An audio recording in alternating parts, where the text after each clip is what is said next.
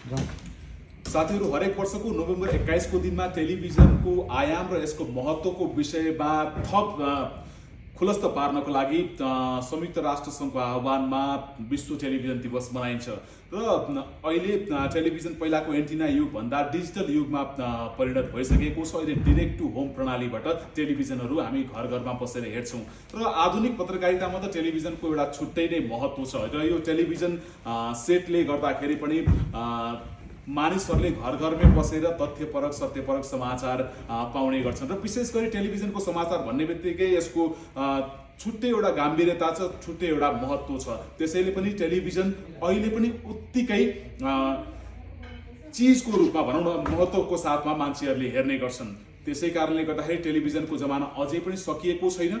आज विश्व टेलिभिजन दिवस, तपाईँ सबैमा शुभकामना। र मसँग अहिले यतिखेर टेलिभिजनको हस्ती अथवा भनौँ नेपालको वरिष्ठ पत्रकार ऋषि धमला दाइ हुनुहुन्छ। अर्को सँगसँगै एकदमै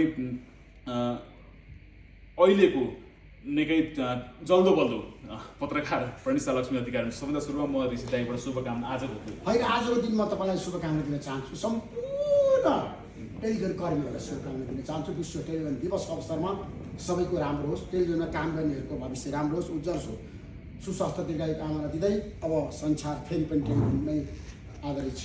विश्वमा टेलिभिजनको ठुलो प्रभाव छ, त्यसैले टेलिभिजनको भविष्य झन् उज्जवल छ। टेलिभिजनमा राम्रो राम्रो समाचार सम्प्रेषण गर्ने तपाईँहरू जस्तो पर्सनालिटीहरूले राम्रो राम्रोसँग समाचार वाचन गर्ने अझै धेरै समय बाँकी छ। टेलिभिजनको भविष्य उज्जवल छ। Thank you so much. सरलाई मैले एउटा प्रश्न गर्न चाहेँ।